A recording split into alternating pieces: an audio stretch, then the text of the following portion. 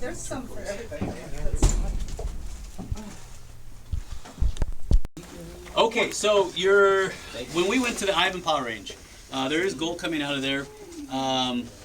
If you guys know that range, there's the Morningstar mine that's up in there, which produced a whole bunch of gold. If you go up by the Billy Boy mine, there is gold in those washes. You just have to know what to look for. Now, how do we do it? Because you're probably thinking, well, I've been up there and I haven't seen nothing. First of all, locate your black sands. It's really, really easy to find. Two ways to do it. You can either use rare earth magnets to find it. What we'll do is we'll take a copper pipe and we'll stick a whole bunch of rare earths in there and we'll run it through the sand. And it picks up those black sands like nobody's business. It's one way. Because a lot of times the black sand's not on the surface. A lot of times it can be underneath the surface, just about that far. Or use a VLF machine. And you're going to go over it. Now trust me, if you know your VLFs, you're going to hear that distinctive bong, bong. That's going to give you that bell sound. And what you're going to do is you're going to take one of those little construction flags that you see the guys who are looking for gas lines. You're going to stick it in the dirt where you hear that bong. And you're going to move a little forward, listen for it again. Put another one in there. And you're going to, if you don't hear it no more flags. And you're going to go all the way up the wash. Yep, those little tiny flags. So, then what do? Well, you're going to see a pattern. You'll see that pattern going down through the wash. Set up your dry washer. Work where those flags are at. Now, it's not going to be super good gold. It'll be fine, more like what they call flood gold. But it's an easier way to figure out where to dry wash if you're looking for some of that nice fine gold. Chances are it came from up higher, so that's a good indicator. Once you're done there, work your way up. Start looking for bedrock exposures. If you can find bedrock, look for any cracks that are running perpendicular to that wash. Dig them out with these tools right here. That's what these are for. Then what you're going to do is you're going to sample that. If you start seeing gold that was bigger than the gold you got out of the wash, you're on a winning streak. Keep following that. If all of a sudden the gold disappears, guess what? You just walk past the supplying source.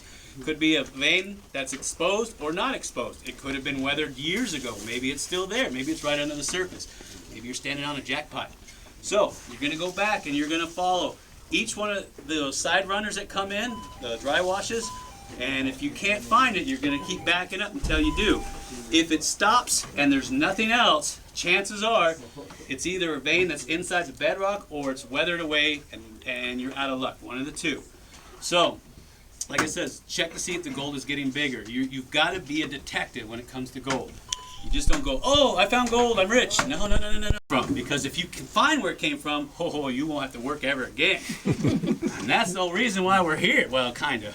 So, I ain't getting into that. But anyway, so that's what you're going to do. We found it very effective in dry washes. Now, also you can do it in water courses.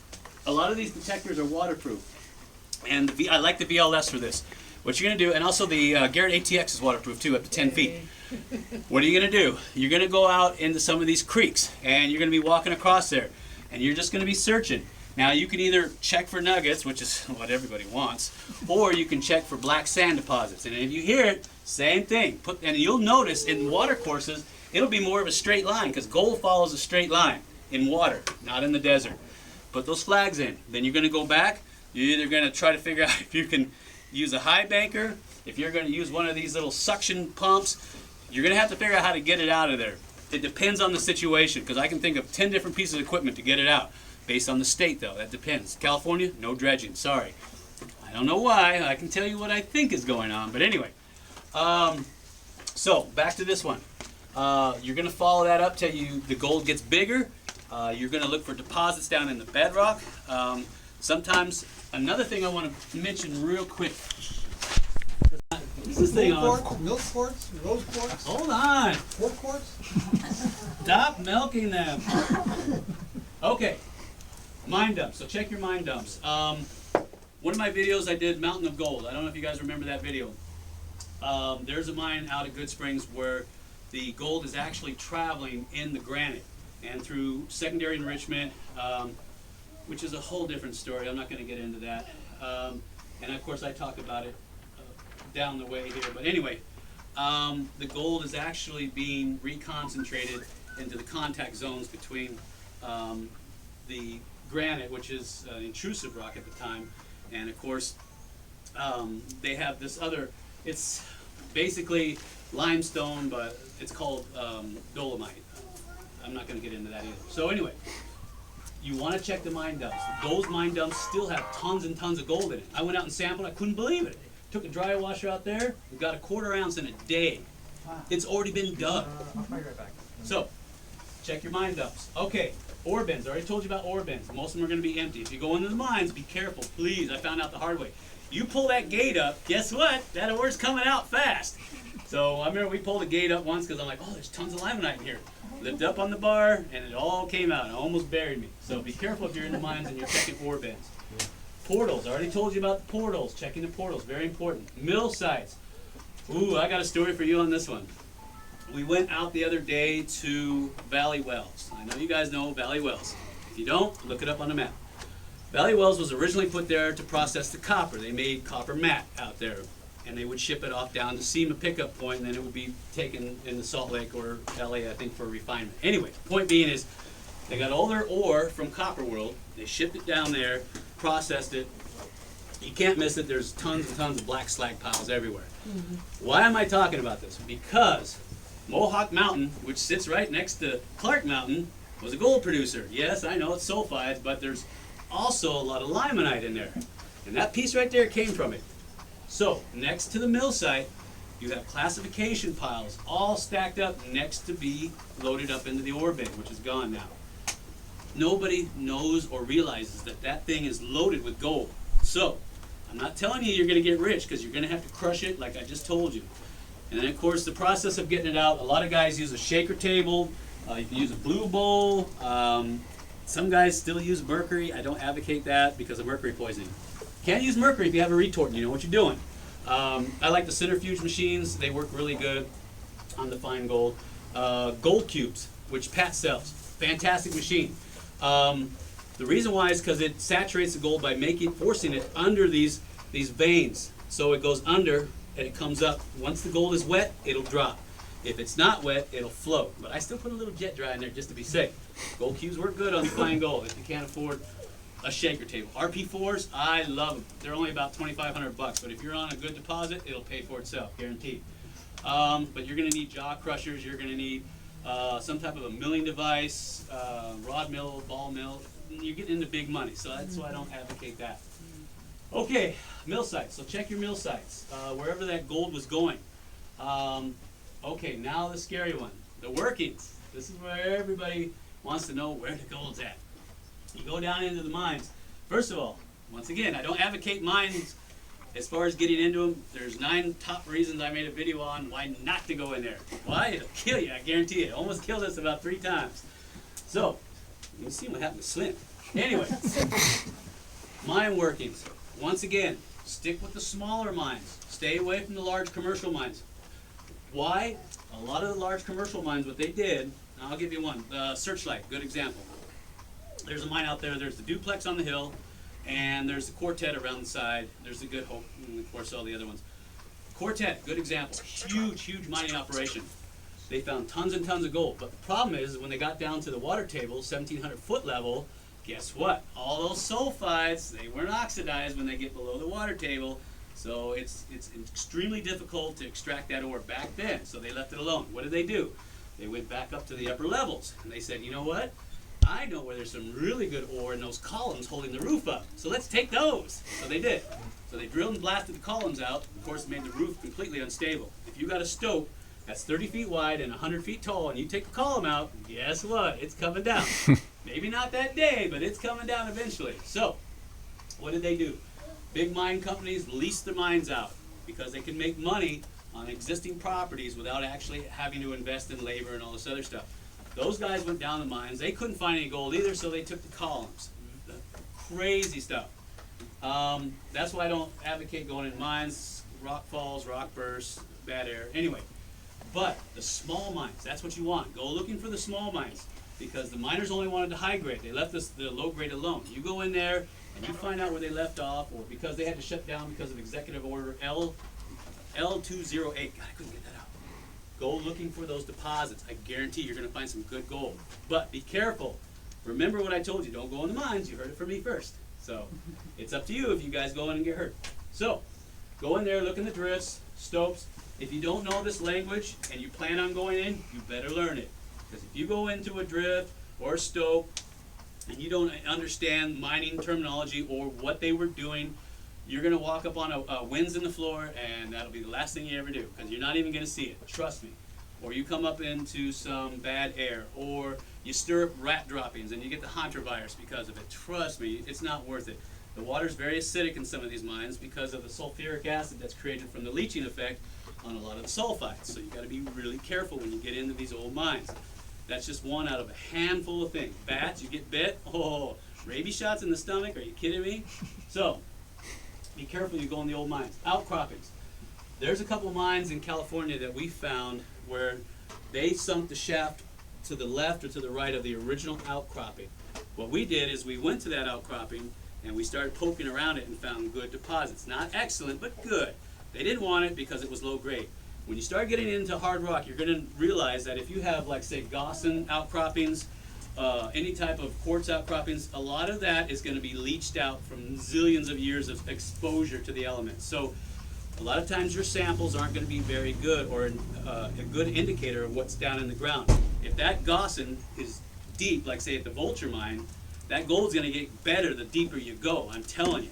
So check, if you don't know this language, read the books, you'll understand it. But check around the mine, sometimes there's trenches, pits, outcroppings near that. If you sample that, you might get onto something they didn't want to bother with because they wanted the good stuff. Any questions so far? No? Wow. Okay. This, I know this sounds stupid, but I'm going to go over this again. Remember, gold is heavy, 19.3 times heavier than water. This right here tells you a lot of information. Why? Because basically it's saying gold's heavy, it's going to drop to the lowest point. I need to understand the geology of the terrains or the surrounding rock or the surrounding gravels to understand where that gold is going to be because it's so heavy. That'll tell you a lot of information right there. So, once again, desert versus water course. You better know what you're doing, because if you're out in the water course and you use these types of rules, oh, you ain't gonna find nothing. I guarantee it. So remember, there's two types of terrains, and you have to know, because gold in a water course area will follow a straight line. That's anything about gold when it's being deposited by water. Desert, it's random. You could find a nugget here and nothing for miles, and you'll be stumped going, did that get there by glacier? Was a mountain here at one time? What, tectonic movement? Did it fall out of a guy's pocket? What? So, this is a whole different ball game. This, I like this because you got water. You trust me, when you're panning, you already got the water there. That's fantastic. You can set up high bankers. You can set up a sluice box. So this is the way you want to go. But because of that, a lot of people leave this alone, which means there's more gold out here than there is here.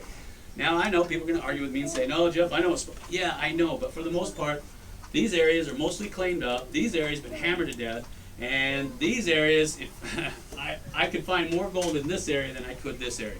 So, anyway, remember that there's two different approaches to this. Desert, remember that gold got there probably from a lode deposit eons ago. I'm not going to get into Geology 101, but it was deposited there. The mountain it came from or the deposit may be gone. You may be out there going, I'm finding float, which is quartz, all over the place. I got specimen gold, which is gold and quartz. And I'm finding little nuggets here and there. It's really super rough. That means the vein must be nearby. Yes and no. That vein might have disappeared about 3 million years ago. Or maybe during the Precambrian period. You don't know. Unless you're a geologist and you actually know those rocks inside and out, you're not going to know. The video, he actually had like a lot more that he processed, or if that was all Yeah, I think that's all he did for that one. Did you see that limonite from it? Yeah. Make a nice paperweight. Oh yeah. So it's an old entry you had This is just pure size and That is We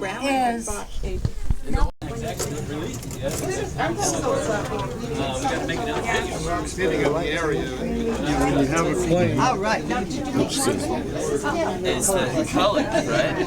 That's just like the calico horse, right? Yeah. Zinc, a little bit of gold, a little bit of silver, all mixed together.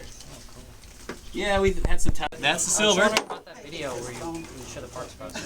How much galena did you actually use in it? Tons of galenas. That was an That example. little bit you had, I was like, there's no way he got No, that silver out no. of it.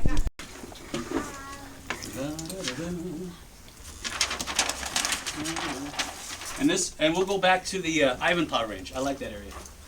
Okay, so Ivanpah Range. Basically, Ivanpah Range is there's an intrusion of granite there. Most of the mountain chain. And on the west flank is mostly silver and tin. On the east flank is mostly gold. I'm not going to tell you why, because that's Geology 101. So, you're going to stay away from the west flanks. You're going to only deal with the east flanks. That's where all your gold is. As you travel north in that range, it starts the geology. You'll see the fault lines starting to shift, and it'll actually, in those contact zones, you'll have high concentrations of copper. So, that's always a good mix. If you have copper in the mix, that's always good. If you're looking for gold, you'll see green in the rock. I brought samples of it here somewhere. Okay, getting back to this range. So, you're going to see where you have these alluvial deposits, and here's the intrusion of granite right here. A lot of the old timers, what they did, first of all, to find some of these spots is they say, you know what, I know that wherever there's faulting or contact zones, things of this nature, that's a good area to be looking for gold. So what I'm going to do is, I'm walking around, of course I'm going to sample the washes, but I'm looking for color changes. So I see red, ooh, red's always a good sign, that means iron. And I see black, or I see copper carbonate, or I see other colors. I'm going to look where they come together, and I'm going to start sampling that zone where they come together. That's called a contact zone. And a lot of your mineralization is going to be in there. Not all of it, but a lot of it. Sometimes it might be on the outer walls, and that's footwall, hang wall if you're in a tunnel, and I won't get into that. So, you're going to look for your contact zones. You're going to look for different colorizations in the rock. That means that the minerals are different for whatever reason. Blacks, manganese oxide, volcanics, basalts, things of that nature come in contact. You want your intrusive rocks. Those are the ones that are down on the ground, like granites and things like that, that have forced their way up over eons of time. You can tell the difference between extrusive and intrusive rock. The intrusive rocks have tiny little fine grains in them, like a good one, or rhyolite is a good extrusive rock. It has tiny fine grains. Intrusive rocks are like granite. They have large crystals in them. You don't want too big of crystals in there. Pegmatites, am I pronouncing that right? Thank you. Are very large crystals, and those usually support gemstones, things like that. You don't want them too big. Anyway, getting back to this. So, you're here, and you're finding gold, and you're walking along, you're happy. The gold's getting bigger. Now, what you're looking for is this right here, where this elevation changes. Look in spots here, or if all of a sudden there's a flat spot here where it levels off, you're going to check this area where the gold has a chance to settle out. Because you remember, even though it's dry, during the rainy season, that water's coming down and flash flooding, moving stuff around. And trust me, it'll move that gold too. But where it settles out and the pressure drops on that, the gold will drop out, just like in a watercourse area. So you want to check areas where the altitude changes. That's why you need to learn how to read topo maps, because you can actually go on to Google Earth and you can look up the elevation on there and say, look, I got elevation changes that are really steep in this area, and then all of a sudden they flatten out here. This is where I'm going to start going up to start sampling. At least, give me an idea of what's in the area. So remember, your elevation drops are very important. That gold needs to have that water pressure to help low water pressure to drop out. So remember that. And like I said, if the gold is here and you're finding placer gold, chances are it might have come from a low deposit that's up here. So if you guys are really adventurous and you're finding gold, climb around on the mountains and see if you see any float. Float is basically white quartz, and once again, it doesn't have to be gold and quartz. It can come in a whole variety of things. I've seen it in black rhyolite where there's no quartz whatsoever. It's just gold it's fragmented throughout the rock. Up around Story County, Virginia City, the gold there is totally in this, it's like a robin's blue type of material. You can't even see the gold in there. It's a really weird material, and you have to use the washout process to get it out. Anyway, so you're going to look for float. It's just chunks of white rock that look like this, that are going to be down the hillside. And you're going to get your little jeweler's loop out, which is right here. And you're going to get in the sun, and you're going to look for little itty bitty fragments of gold, especially in these little cracks and fissures that run through the rock here. And that's another subject. I could talk about foliation of rock, where the gold is usually on slate and shale on these foliations because of the deposits. Anyway, for this conversation, we're going to talk about float coming down off of this lode. So if you find gold up to here, start scouring the hillside, you could find it. Now remember, it might have some material washed over the top of it, burying it just a little bit. So use your BLF and just kind of scour the sides of the hills and listen for that sound. Remember, don't listen for that huge bang. It's going to be like a quiet sound, unless of course you hit the mother lode. So just keep that in mind when you're finding placer deposits. Very important. Any questions so far? Yes, sir. BLF is like the gold bug? Is that? Yeah, I'll show you. All right. Oh, okay. We got BLF's house, if you guys know about that. And how about, you talked about earlier, mentioning that when you look black sand, you're walking up a wash and you're getting signals. Will they work for that too? Because that's what I Yeah, have. BLFs will work. Okay. When you know your machine, it'll make that kind of a bell bong sound. That's the only way I can describe it. Gold has a more sharp sound to it.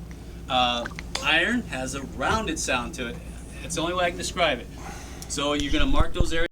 You find gold in there, it's small. You're going to find out how much gold you're finding, the size of the flakes. You're going to inspect it to see if is it rounded or is it rough. It's very important. If it's rounded, it means it's been moving a lot. So you're going to use that as sample to go up further, and then you're going to sample a little further and a little further. Trust me, it's like being a detective. If you really want to get into this and make it pay for itself, you've got to go all the way. If you just want to find some gold, great. I got boxes of pay dirt right here. I'll sell you.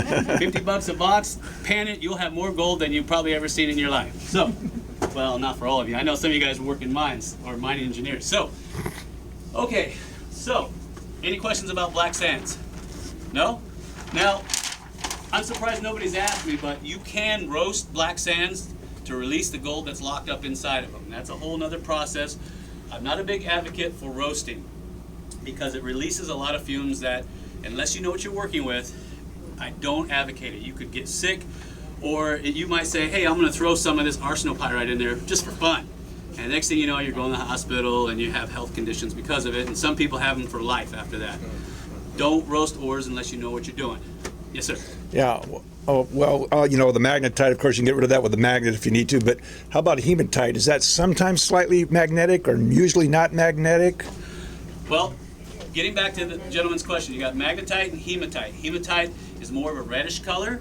If it's in, like I've got a lot of limonite there, it is slightly magnetic, but not as much. It can be in higher concentrations, but not as much as magnetite. Magnetite is basically, that's why it has that name, because you can pick it up with a magnet. It's mostly iron. Hematite doesn't have as much iron in it as magnetite, but it is slightly magnetic, but not as much. It has more of a red hue to it. Not like cinnabar, but it does have a red hue to it. But you will find it like in your laterite family. That's limonite. Limonite is basically decomposing iron pyrite, which is iron sulfide. Basically, it's oxidized out all the sulfur, and it's left behind all that nasty red iron. That's why it turns to that color. And any gold associated with it is sitting in there with it as well. Crush it up, get the gold out. It's that simple. Does all limonite have gold? No. Some limonite, yes. That's why research. You got to do your research. You got to find out, is it gold-bearing limonite or not? Now, here's a question that somebody asked me the other day on one of my websites. They said, Jeff, what's the difference between skarn and limonite? And I thought, wow, that's a good one. That is a good one. So I actually had to do a little research on it. Skarn is produced by polymetallic replacement deposits. I won't get into the full description of that, but yes, skarn looks like limonite. It's red, it's nasty looking, and it'll stain your clothes red, but it's not the same as limonite. Limonite is basically what's left over when iron pyrite is basically oxidized out completely. And sometimes you can still see the little cubes left behind in there too from the shapes. But skarn also produces gold. But remember, do your research. Gaussons, you have to know what gaussons look like if you're going to be doing lode. Why? Because a gausson is a red, what they call the red hat or the iron hat. And that tells you that there's probably gold somewhere inside of it. That's how they found the Vulture mine in Arizona. It's a big old Gossan sticking up out of the ground. And Wickenburg came up on it and he started chiseling, and guess what? There was free mill gold in it. And whoo-hoo! Of course, he shot his brains out because he lost his mind to a big mining company. But anyway, that's another story. So, I tell you volumes about that. So, huh? Where'd the vulture come from? Oh, that's a myth, that he shot a vulture that was sitting on top of the load, and so he named it the Vulture Mine. I think he was naming it after the lawyers who took his mine from him. Okay. That drum roll. All right. So, that's how you work dry washes. Like I said, this is the basics. I don't want to get too far in this. A lot of my videos, I try to cover desert prospecting. The dry washers are great sampling gear. If you have a Key 141 or a Gold Buddy or whatever, they're great for sampling. People say, well, I just use it to do. No, you can use it as a sampler too. Trust me. Sample here, sample there, so on and so forth. You can't sample enough. Mining companies spend billions of dollars sampling. They'll do core drills for eons to find and start boring the shaft in there. They have to know what's in that ground before they sink money in there, because they're not going to spend $2-3 billion if there's only a small pipe shoot of gold in there. So they're going to go through and they're going to find out, is the gold, is it difficult to get it out? Is it refractory, free mill? I mean, all these variables. And of course, they got chemists in there and they're doing assaying. And I won't get into fire assays if you guys know what that is. That's a good way to determine what's in the rock, your ounce per ton ratios. That's a whole nother thing. And we were going to do a video on using cupels and cupellation. And basically it's the separation of noble metals from base metals using lead. So that's a whole different story. But anyway, so getting back to this guy. So pay streaks. I love pay streaks. Now remember, when you're working in watershed areas or anywhere there's water, gold does a funny thing. It likes to make a straight line. And I tell people, oh man, it's not that difficult if you know what you're doing. Okay, first we're going to start off with, I've had so many questions